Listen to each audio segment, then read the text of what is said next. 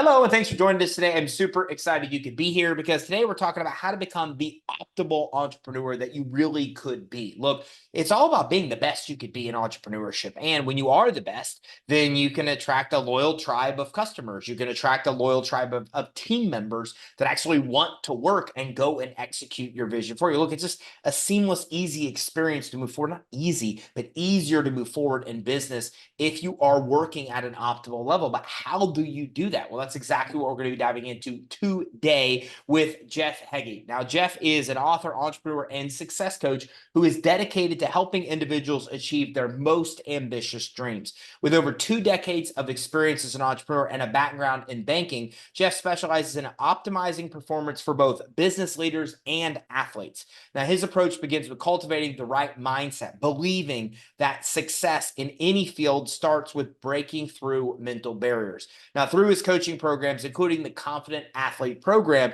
Jeff guides clients to reach their full potential by addressing both mental and physical aspects of performance. Now, originally from Southern Alberta and now residing in Arizona with his wife, Tamara, Jeff's personal life is deeply rooted in family and sports. His diverse athletic background, which includes experience as a professional rodeo cowboy and over 30 years of coaching basketball, brings a unique perspective to his work. The blend of professional expertise and professional passion allows Jeff to connect with and inspire a wide range of clients, from aspiring entrepreneurs all the way to very dedicated athletes, helping them overcome obstacles and achieve their biggest goals. Jeff, thanks for joining us today. Hey, Ty, thank you. I appreciate the opportunity. I'm looking forward to it. Yeah, I am too. I love talking about the Cowboy side. Jeff and I were just talking before we got started. Because for those that follow me, like I'm really into bulls. Like I went to bull riding school a few years ago. I run with the bulls. Like I'm just obsessed with bulls. So I think that's such a cool thing that you worked as you're like a legitimate cowboy. Like how does that feel to be like a legit cowboy? You know what? It was a really cool period in my life. That the cool part is, I stayed away from the bulls. They scared me. But I was a steer wrestler, and it was kind of something that I followed in my older brother's footsteps. And so it was a really cool opportunity for me to do that with him. And then we both got to the professional level. And, you know, I got to the point where business and some different things that I was doing kind of took me away from it. But I've still been able to stay in touch with it, have a lot of friends in it still. And my brother's still roping at a very high level. And so it's fun to follow him and just be a part of it still. So what took you from there to bring you into the world where you are, where you really focused on coaching on both the entrepreneur side and the athlete side? So again, I mean, on the athletic side, since I was a kid, I kind of wanted to be like my big brother. And so it was, he was a basketball player, he was a football player, he was a hockey player. So I followed in his footsteps all the way along. And after graduation, I went on and I rodeoed on the collegiate circuit and then went on to professional. But I also had an opportunity to follow in his footsteps as a basketball coach, a high school basketball coach. When I started, it was actually with him. And then I ended up actually um, being coaching a competitive team of his. And we ended up, we were in Alberta at the time, and we ended up playing each other in the provincial, which would be like a state championship. And so we had a lot of fun doing that. And from that, I've always been involved in athletics. I ended up coaching until it was kind of COVID that slowed me down, coaching high school basketball. But I've been involved in coaching athletes since then through the Confident Athlete program with my partner, Tammy Matheny, who's a mental strength coach. And it's been really cool. But at the same time, right after graduation, I got into the banking industry, which was awesome. I love the banking industry because I got to work with entrepreneurs every day. I was the lender for businesses, agriculture and stuff. So every day I was with entrepreneurs and really seeing what they were doing in their businesses that worked, what didn't work, and those sort of things.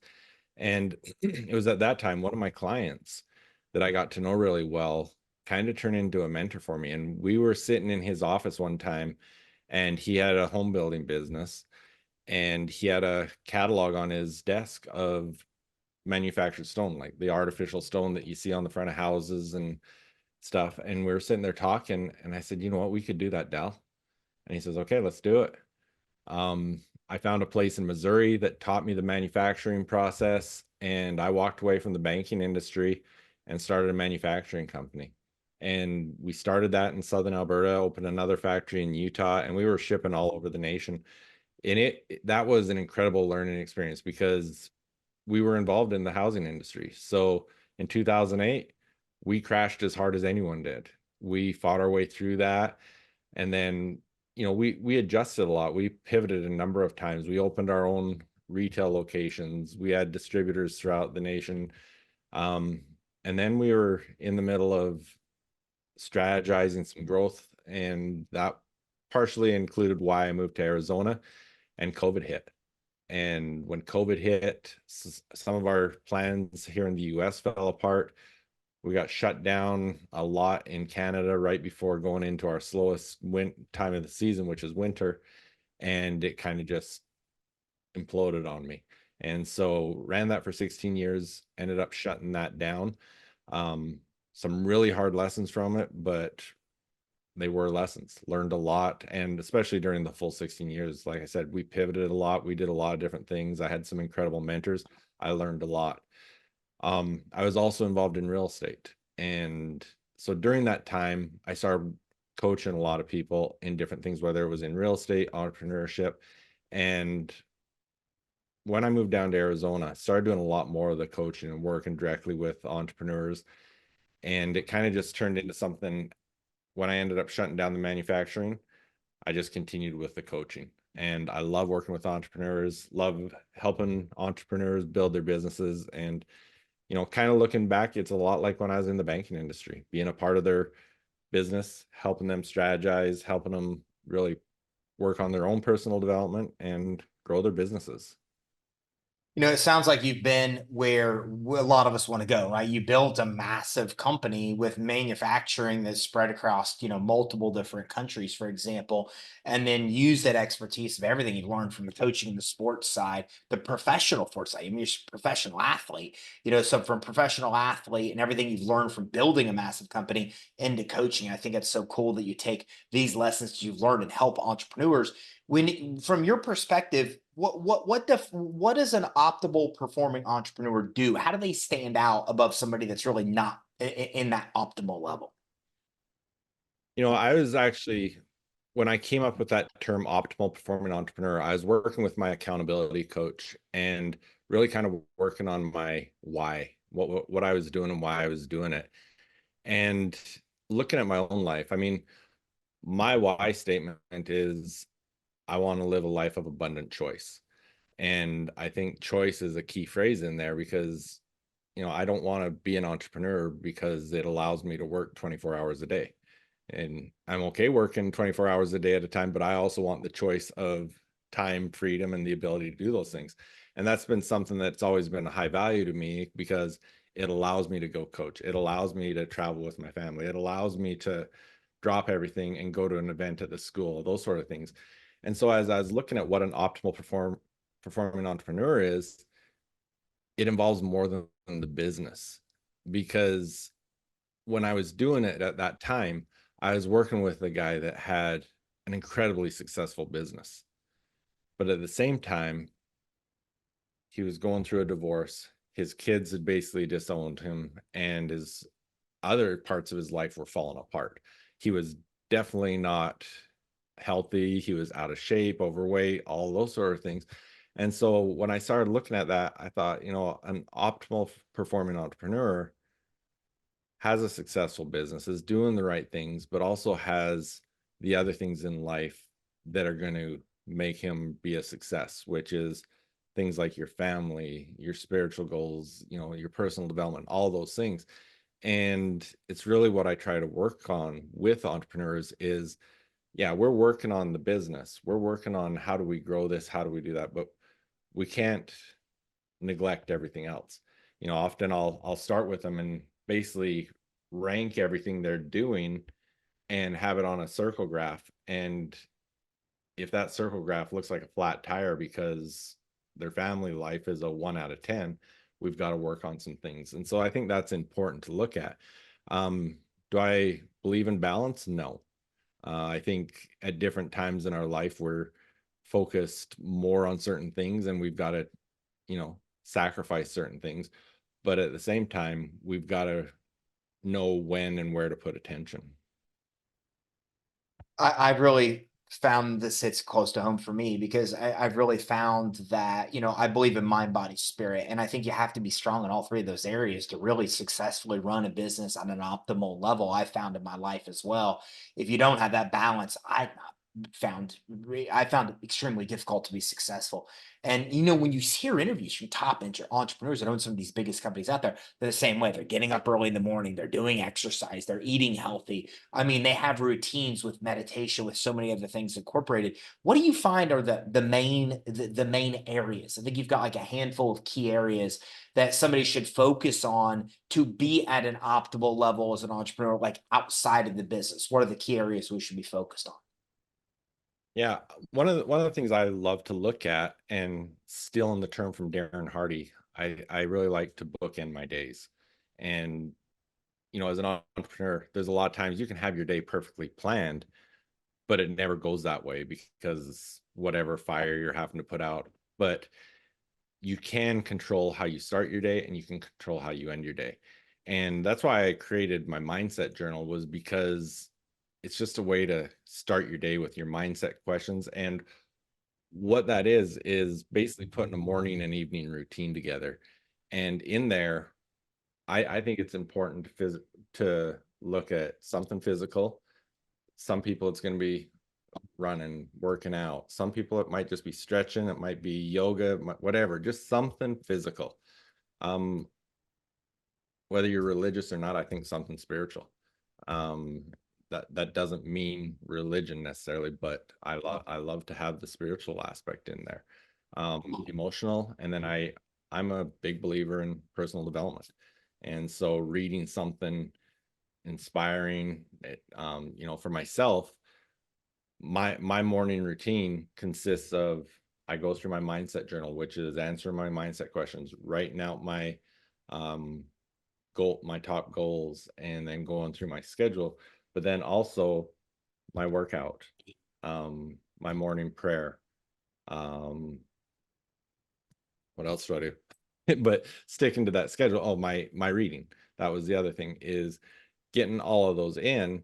And I really believe in accountability too. I run accountability groups. I'm part of an accountability group. And, by 7:15, I have to be accountable that I've got these things done. And I think putting those things in place and focusing on those specific areas in your life are going to help you overall be more whole.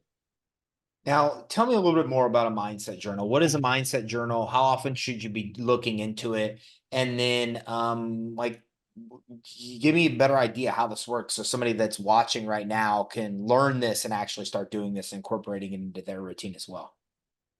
Yeah, absolutely. So it's actually something I actually developed it for myself, but I sell it on Amazon, but you don't necessarily need the journal. The mindset questions in there are just some basic questions on how I like to start the day. So for example, first question is, what am I grateful for today? Um, Another one that I love is, what is one thing that I'm going to do today that's going to make me step outside of my comfort zone? Every time we step out of our comfort zone, it's uncomfortable, but then the next time it's that much easier to do. And so I created these mindset questions just to kind of prime myself for the day. And then there's a shorter group of them to kind of end the day and also prepare yourself for the next day, which are available in the Mindset Journal on Amazon, or you can get them for free at jeffhaggie.com/mindset. But then in addition to that, a big part of what I do is, before those questions, I write out my main 5 goals. I write them out every day, think about them, visualize them. And then on the left side of the page is a place where all my tasks go. Then there's my daily calendar. On my calendar, I've got everything scheduled, and then I take my top tasks and I schedule them on the calendar, so that I've actually blocked some time that these are the most important things for me today, and they're actually on my schedule. And then at the end of the day, as I go through the evening mindset questions, one is, what am I going to be working on tomorrow that my conscious or subconscious mind needs to be aware of? Well, to do that, I've got to know what I'm doing tomorrow. That way I can go through my calendar and I'm not just waking up and being like, okay, what's going on today? I already know. And subconsciously, I've dreamt about it, whatever. Um, I'm ready for the day. So for me, it's a daily routine. You mentioned health and fitness. How important truly is this for an entrepreneur to run at max efficiency? I think it's huge. I think it helps with energy, and everyone's different. Like I said, I go work out every morning. I I love it. I enjoy it, but I also think it gives me a lot of energy. Some people, like I said earlier, it might just be the stretching, it might be meditation, it might be yoga. Um, I think you need something that's gonna make your heart pump and throughout the day sometime. Get your heart pumping. And to me, it's a great time to have stress release. My kids think I'm crazy because they come work out with me and they've got their music going. I've got a podcast or a book going in my ears. It's a great time for me to be listening to something. It's just, it's my time. And I think it's important to be able to do. You also mentioned several things about family as well. And I think it's especially over the last recent years of my entrepreneurship journey, I've really realized how many business lessons are applicable on the family side. But what do you find? I mean, how can focusing on family life actually help you succeed better in business? Um, family's always been a big part to me. And that's why I wanted to do it. I've spent 20 plus years coaching basketball, but a lot of those were coaching my own kids' teams, which was a great opportunity. I coached my daughter all the way through her senior year. I ended up coaching with her after she got out of college and stuff. I love that ability to do things with the family, travel with the family. And I think, you know, as entrepreneurs, there's a lot of times that as much as we want to leave things at the office at the end of the day, it doesn't happen. And having a close relationship with the family and them understanding what you do, why you do it, I think gives you the ability to deal with those things and have them understand and often help. There's been when I had to shut down my business, biggest struggle I've ever gone through. It was so difficult to go through. And I specifically remember a time that my wife was sitting in this chair across from me. And some of the things that she said to me that day was like, yeah, you know what? We're going to get through this. And it really changed my whole mindset around the whole thing. So I think that's huge. But the cool part about it is too, I've got my two oldest kids right now are at a point in their life that they're starting to run their own businesses and doing their own things. And it's the first time that I've been able to see how my routines, my habits, my relationship with them has impacted them.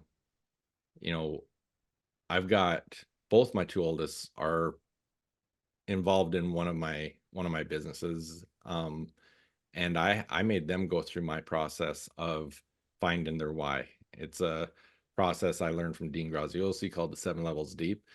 And my son sent me his why statement just yesterday. And I read that and it hit me hard because so much of it was kind of the legacy thing.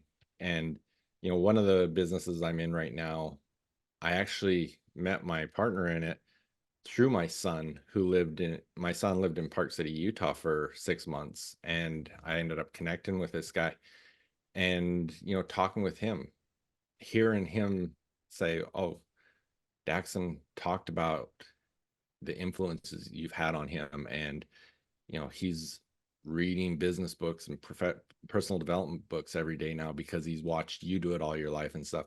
And so I think we're always being watched. And so I value that relationship with the family. And I think it can really help you as an entrepreneur when you've got that connection. In this, what role do you really think personal development has when you work with so many clients, so many athletes, even your own kids? Like, what role do you find that personal development really has where it ties over to help entrepreneurs be successful and run better businesses? I think it's huge. And, even going, I talk about the Confident Athlete program that I run. I'll tell the athletes, these things that we're working on with you right now are specifically to help you become a better athlete. But you're going to look back on it and realize that there's nothing that we're working on with you that you're not going to be able to use the rest of your life. And I think it's the same thing with our personal lives, entrepreneurship. You take personal development and create these success habits, and they help us in our businesses, they help us in our personal life. And oftentimes as entrepreneurs, we kind of just need that boost once in a while. That's why, often I'm reading Unlimited Power by Tony Robbins. I read that years ago, and I'm just doing a reread because sometimes just rereading some of those things and getting some of those things back in your mind just give you the motivation and everything to get going again. um I love personal development. If this is on video, you can see behind me, I've got a huge library. I've always been a reader, and there's so many times that I'll be on it with a client. My books are scribbled in, underlined, everything, and I'll be able to grab a book and recite something out of that book that is perfect for them at that moment. And so I think those things are really important. Yeah, I think it's interesting about books on how different you perceive them based on where you are, right? You can read the same book and then read it 2 years later Yes. in a different place in your life and business, and it has a whole different meaning. I think that's such a cool thing. Like, I think we have a tendency to say, I read that, I read that, I read that, right? I hear a lot of entrepreneurs say, yeah, I read that book, I read that book. But I think it's interesting to revisit some of those best books because you get a whole different thing out of them if you do it at a different point in mindset of where you are in your career and in life. Yeah, for sure. And there's a number of books that, I mean, Think and Grow Rich. I don't even know how many times I've read it, but it does. It seems like every time I read it, it's like, well, I've read this a number of times, but why didn't I catch this last time or something like that? Now you have this you refer to as a powerful success mindset. And I know you showed the mindset journal and we tapped into a little bit of that. How do you define the powerful success mindset and what should we be doing as entrepreneurs to be able to develop it? It's really, I think it comes down to confidence and having that level of confidence that you know you're going to be successful in what you're taking on. And what I work on with people is there's a lot of different things that come together with confidence. The first thing we work on is their why statement. Why are you doing what you're doing? Because that's what's going to always push you through. That's the thing that really means something to you.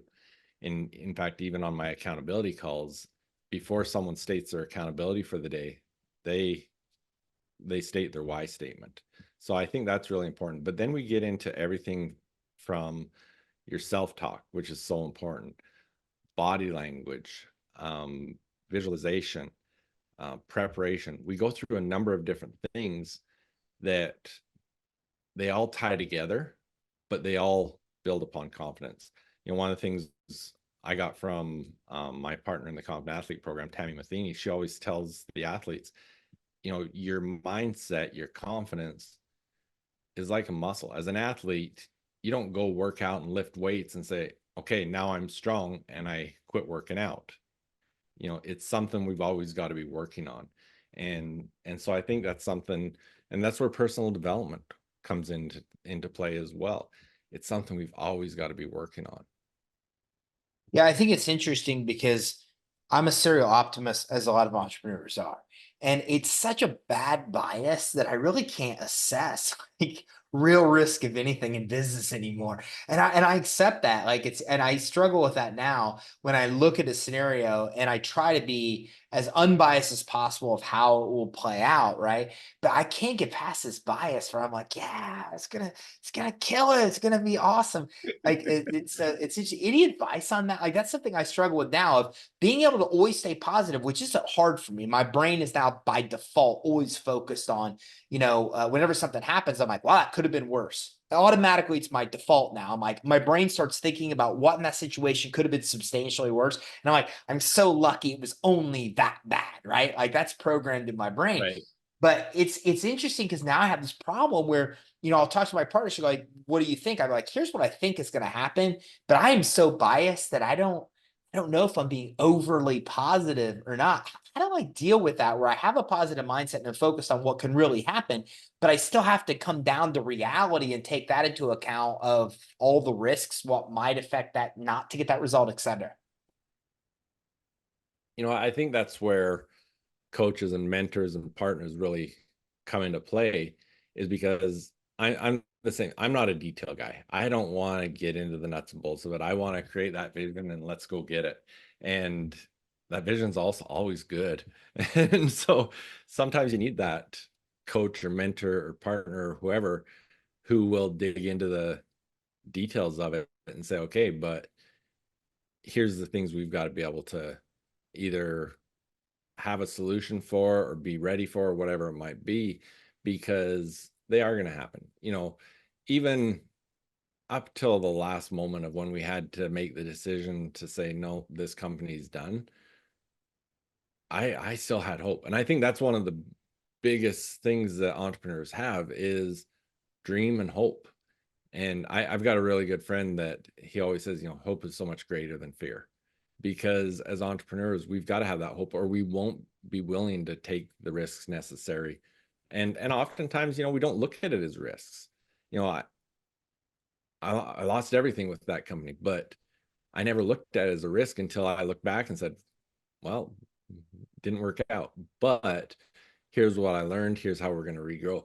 And I think that's something, as much as you hear things like learn from your failures, fail fast, all these different things, until you go through it yourself, it's easier to say than do. And I've always worked with entrepreneurs that have been through those failures and helped them recover. But when I went through it myself, it was a lot harder than I anticipated. And it took me longer than I anticipated to mentally get back on my feet.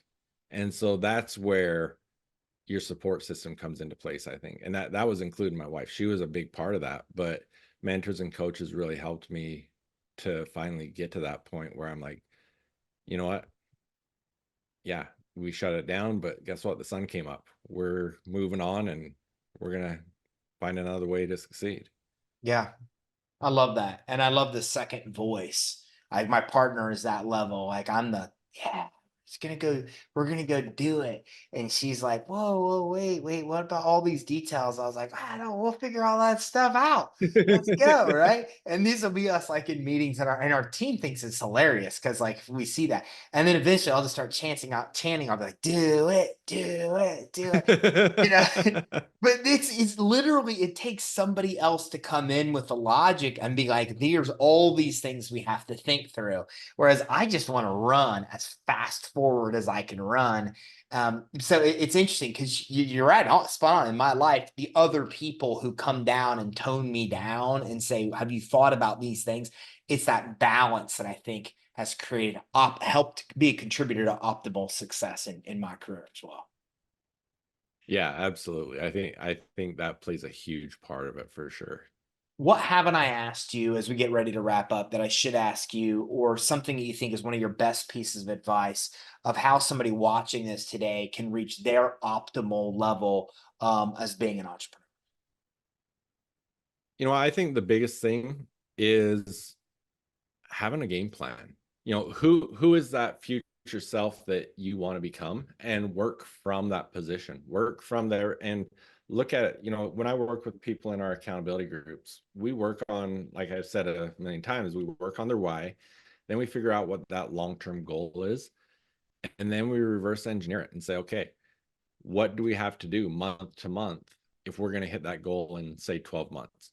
And then we break that down. Okay, if that's what we have to do month to month, what does that look like week to week? And then in our daily accountability, it's like, what's the one thing you have to do today that's going to help you achieve that goal by the end of the week? Because if we hit that goal by the end of the week and do that throughout the month, we hit our monthly goal.